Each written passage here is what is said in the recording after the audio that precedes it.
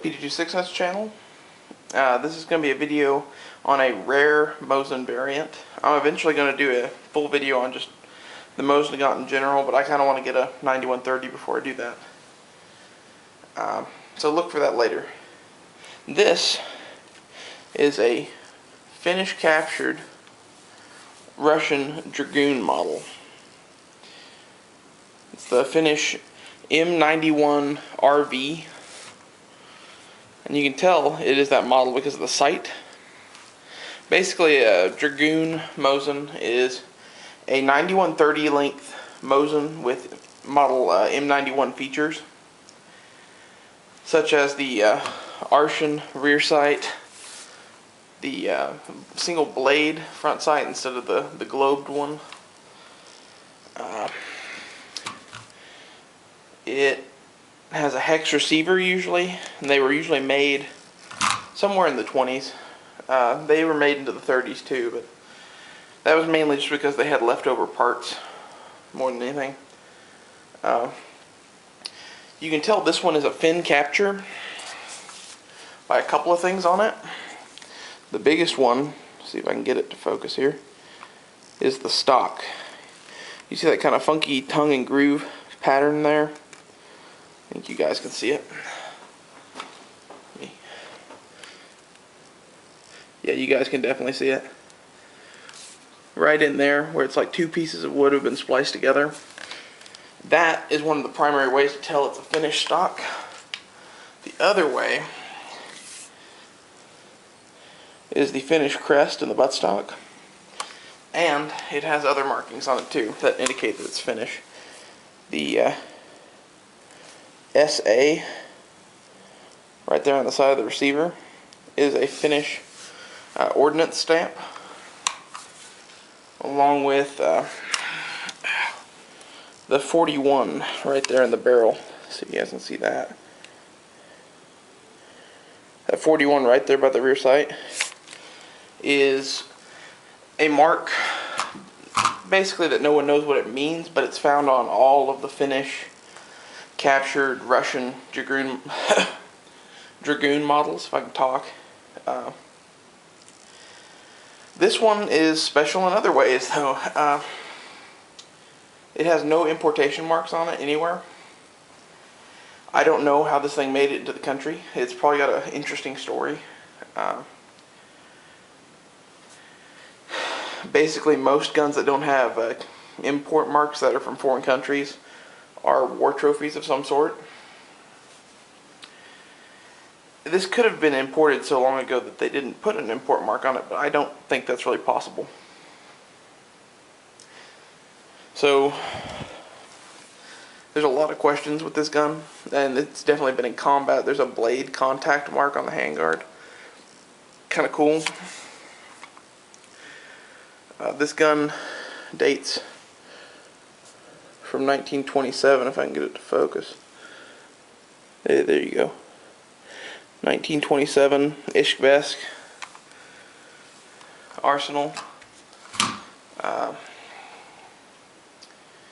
It's the single rarest Mosin I've ever had the privilege of owning.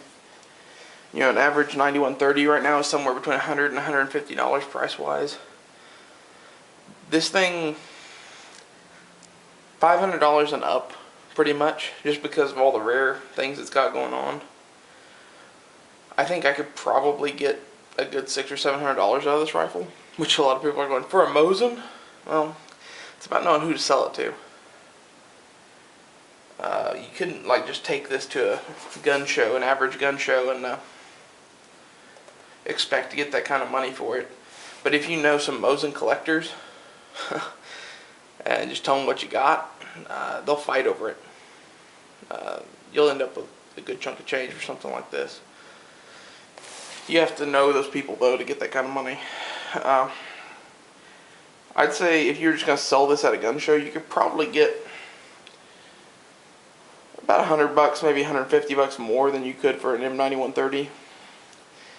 I'm kind of thinking about just hanging on to this rifle because honestly, most of the Mosins just aren't worth that much as an investment. And this one really is. This is going to be worth more money in the future, I can guarantee it, just because of the combination of rare features here. I mean, any one of the things I've mentioned, it being a Dragoon, it being a fin capture, or it not having importation marks, any one of those would bump up its value over $200. The three of them together, you're talking a serious chunk of change for a very otherwise unvaluable gun, just because of the intricacies it has.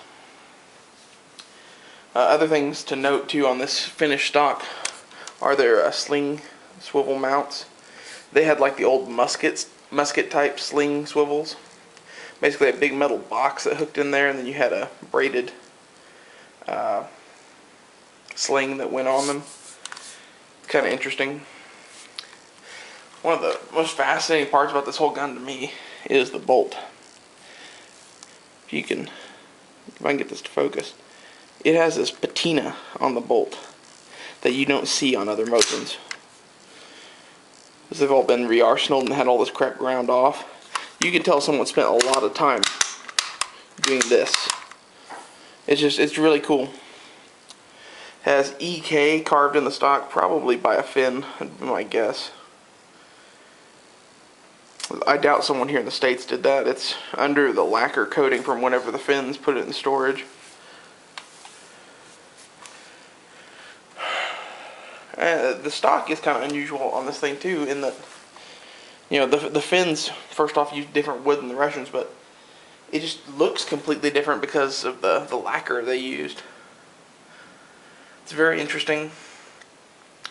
And it's just a very good example of a very old collectible gun. I'm thinking about taking this out and seeing how it shoots, but honestly I don't think this can shoot modern 7.62 by 54 rimmed. I'm going to do a little bit of research on that before I take it out and shoot it. We might try it anyway. It was definitely a black powder cartridge gun. If I could talk, dang. Cartridged gun. And that can sometimes have some funky side effects when you start popping modern rounds in it. Anyway, I hope you guys enjoyed this quick look at a very old, interesting rifle. This isn't really a full review, it's just kind of a, hey, here you go. I wouldn't review a rifle like this mainly because your odds of finding this gun are not very good. Okay, and even if you did, it's not going to be a shooter or something like that. But thanks for watching. Be sure to subscribe and thumbs up the video. See you later.